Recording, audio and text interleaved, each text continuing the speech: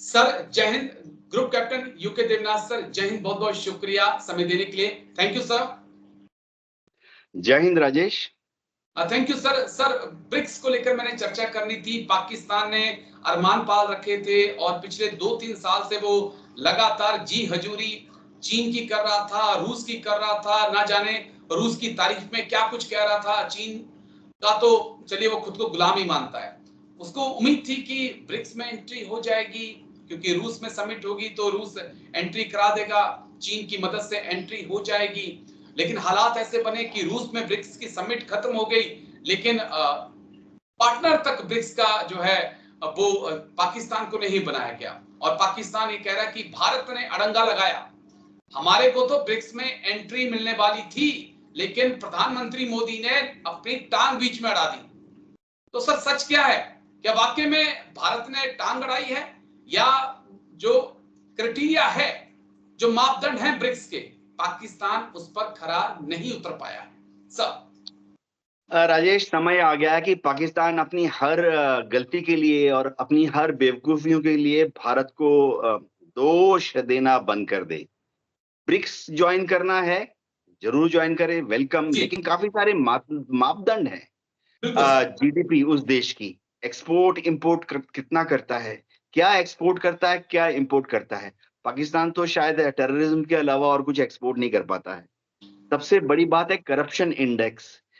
जो ब्रिक्स के देश हैं, शुरुआती दिनों से ही कोशिश है कि ब्रिक्स ऐसा गुट बने जिसमें कि हर पैसे का इस्तेमाल सही तरीके से, जायज तरीके से किया जाए, ब्रिक्स के देशों को आगे ले जाने के लिए।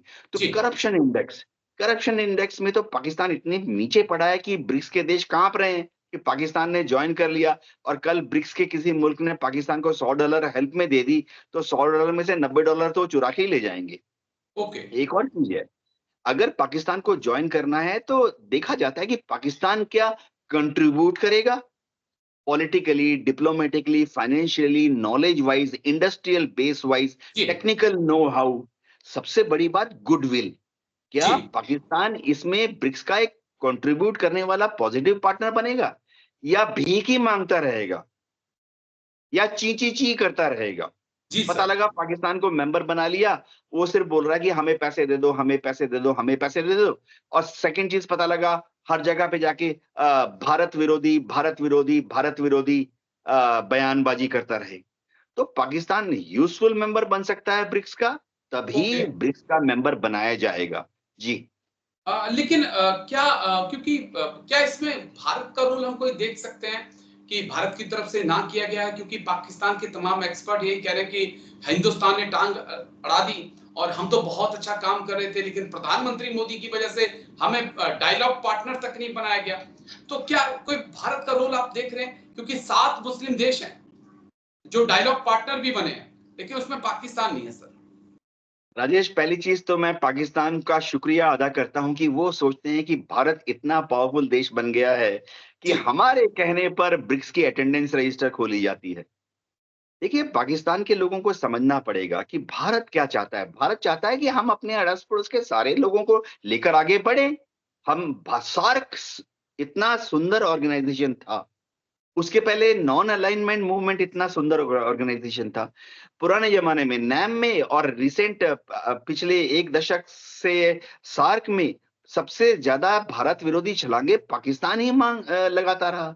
जी सार्क को तोड़ा नहीं गया, लेकिन सार्क को कमजोर करने में पाकिस्तानी की भूमिका कोई भूल सकता है क्या? बिल्कुल सर सबसे बिल्कुल। बड़ी चीज मैं बताता हूं, भारत तो इन अंतरराष्ट्रीय मंचों का इस्तेमाल पॉजिटिव तरीके से करना चाहता है, कंस्ट्रक्टिव तरीके से करना चाहते हैं। हम लोग काफी सारे जगह मेंबर हैं। अब मैं नाम ले लेता हूं, एससीओ के हम मेंबर हैं, पाकिस्तान भी मेंबर है। भारत ने कितना अच्छा उसका फायदा उठाया कि ऐसा देश पाकिस्तान जो कि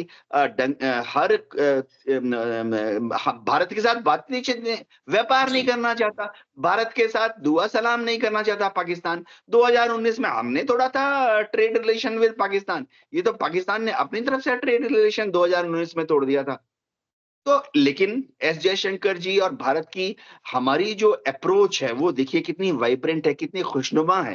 कि जी, एससीओ में एस जयशंकर गए, वो पृष्ठभूमि में on the side lines of SCO वो पाकिस्तान के जो काउंटर पार्ट है उनसे मिले, उनके ट्रेड रिप्रेजेंटेटिव से मिले, उनको न्योता दिया गया कि आइए भारत में इन्वेस्ट कीजिए। इसी तरह से बिल्कुल भारत सही। भी चाहता है कि हमारे जो इन्वेस्टर हैं, हमारे जो इंडस्ट्रियलिस्ट हैं, वो भी पाकिस्तान में जाके व्यापार करें। तो इसी तरह से एससीओ की तरह से भारत भी चाहता है कि ब्रिक्स में भी पाकिस्तान जॉइन करे, क्योंकि भारत को बहुत अच्छा एक फोरम मिल जाता है, जिसमें हम पाकिस्तान के साथ दोस्ती नुमा, खुशनुमा माहौल हाथ मिला सकते हैं कम से कम। ओके, भारत नहीं चाहता कि पाकिस्तान 500 साल तक हमारा दुश्मन रहे। आज 2200 2600 ईस्वी में भी हम पाकिस्तान को दुश्मन देखना चाहते हैं? नहीं, हम चाहते हैं अगले 100 साल में, 50 साल में पाकिस्तान हमारा भाई है। हम तो बिल्कुल सर। पाकिस्तान को छोटा भाई भी नहीं मानते, हम पाकिस्तान जी, को बराबर का भाई मानते। हम चाहते हैं कि 100 साल या 50 साल या हो सकता है उसके पहले पाकिस्तान हमारा दोस्त बन जाए। तो कुछ तो एरिया होने चाहिए ना जहाँ की हमारे प्रधानमंत्री, हमारे विदेश मंत्री जाके उनके साथ फोटो खिंचा सके, हाथ मिला सके, गले मिल सके।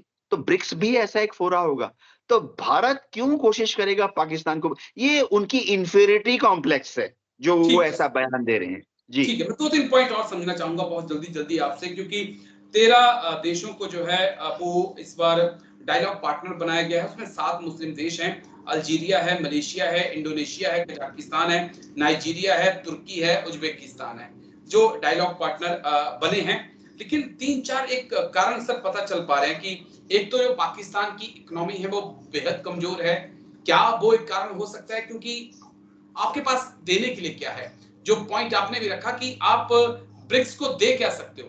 आप झोली फैला के आ तो जाओगे ब्रिक्स से लेने के लिए, लेकिन ब्रिक्स को दे क्या सकते हो? वो एक बड़ा सवाल था। तो क्या पाकिस्तान वहां मात खा गया? एक दो चीज और समझना चाहूंगा कि जो पाकिस्तान की विदेश नीति है, जिसका कोई आधार नहीं है, जो आतंकवाद को अपना एक हिस्सा मानती है, तो क्या वो एक कारण हो सकता है? और थर्ड, जो फाइनेंशियल सिचुएशन है पाकिस्तान की, क्या वो एक बड़ा कारण हो सकता है कि कभी आप लोन पे डिपेंड हो, कभी आपको चीन से चाहिए, एफएटीएफ से, उनके जो प्रतिबंध हैं उनसे आपको बचना है, तो क्या वो एक कारण हो सकते हैं सब? राजेश, इसमें कोई शक नहीं है कि ब्रिक्स के जो मेंबर हैं फिलहाल वही मेंबर बनेंगे या इनवाइट किए जाएंगे किसी भी पोजीशन में, जो कि कंट्रीब्यूट कर सकते हैं, जिनकी ओ, जीडीपी मजबूत हो। चलो, काफी सारे छोटे छोटे देश हैं, कमजोर देश हैं, लेकिन कम से कम वहां पर कुछ तो है, और कुछ नहीं तो जमीन के नीचे खनिज पदार्थ है, और जी, कुछ नहीं है तो उनका एक कोस्टल एरिया है जहां पे कि समुद्री व्यापार कर सकते हैं, और कुछ नहीं तो कम से कम वो धार्मिक दृष्टि से न्यूट्रल देश हैं। जी, आपने मुस्लिम देशों का नाम दिया, इनमें से ज्यादातर मुस्लिम देश ऐसे देश हैं, ठीक है वो मुस्लिम हैं, लेकिन वो उसका दुन्दुमी दुनिया में नहीं बजाते, वो उसका नगाड़ा दुनिया में नहीं बजाते। वो दुनिया के दूसरे धर्म के दूसरे देशों को ये नहीं बोलते कि आप हमसे नीचे हो। जी। ये तो पाकिस्तान है जो कहता है हम क्योंकि मुसलमान है तो बस, जो मुसलमान नहीं है वो हमसे घटिया है।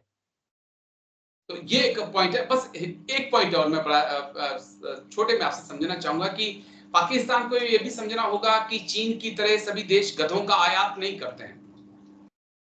ये भी समझना होगा उनको कि सब देशों को गधों की जरूरत नहीं होती है, चीन को जरूरत होती है, तो आप चीन को ही सप्लाई करिए। ब्रिक्स के बाकी देशों को गधों की जरूरत नहीं है, आप अपने गधे अपने पास रखिए। और मिलिटेंसी और आतंक का जो निर्यात है, जो कि पाकिस्तान इस वक्त दुनिया भर में कर रहा है, और खासकर पड़ोसियों में अफगानिस्तान है, हिंदुस्तान है, कई देश उससे परेशान चल रहे हैं, तो ये भी इनको समझना होगा कि ब्रिक्स ये भी कहता है कि आप मिलिटेंसी को बढ़ावा नहीं देंगे सब। पाकिस्तान में 3 खराबियां हैं, वो इनको दूर हटा दें, ब्रिक्स के मेंबर बन जाएंगे। जी, एक, आतंकवाद को बढ़ावा ना दें। दूसरा, धार्मिक कट्टरपंथिता को छोड़ दें। जी, उनके वहां मुस्लिम वो देश हैं, ठीक है, लेकिन मुस्लिम देश कितने अच्छे देश होते हैं, मलेशिया, इंडोनेशिया, आप सऊदी में चले जाइए, खुशनुमा माहौल है। बिल्कुल पाकिस्तान में उन्होंने मुस्लिम पता नहीं, कुरान कितनी सुंदर किताब है, लेकिन उन्होंने उसका गलत इंटरप्रिटेशन करके धार्मिक अंधता यानी रिलीजियस ब्लाइंडनेस ले जी आए हैं। और तीसरी चीज उनको हटानी पड़ेगी इसके पहले कि वो ब्रिक्स का मेंबर बने, अपने यहाँ पे महिलाओं को आदर दें, सम्मान दें, बराबरी का दर्जा दे दें। ये क्या है कि पाकिस्तान में जो नॉन स्टेट एक्टर हैं जिनको कि एस्टेब्लिशमेंट का सहयोग है, उन्होंने जी सारी महिलाओं को पृष्ठभूमि में डाल दिया। इनको बोलना नहीं चाहिए, महिलाओं को दबा दिया। जी, इससे ज्यादा मैं बोलना नहीं चाहता। नहीं, इससे ज्यादा लेकिन ये पॉइंट्स वैलिड हैं सर, क्योंकि जो ब्रिक्स की जानकारी है वो तो जो हम भी मानते हैं कि ये उभरती हुई अर्थव्यवस्थाओं का एक संगठन है, जो अर्थव्यवस्थाएं लगातार ग्रो कर रही हैं, जो G7 जैसे संगठन को आने वाले वक्त में चुनौती दे सकती हैं। ये भिखमंगों का संगठन तो नहीं है, कंगालों का संगठन तो नहीं है। इससे ज्यादा बात क्या हो सकती है, लेकिन आप आए इसके लिए बहुत बहुत शुक्रिया सर, दिल से शुक्रिया। जय हिंद, समय देने के लिए और इतनी बारीकी से बात रखने के लिए। Thank you sir.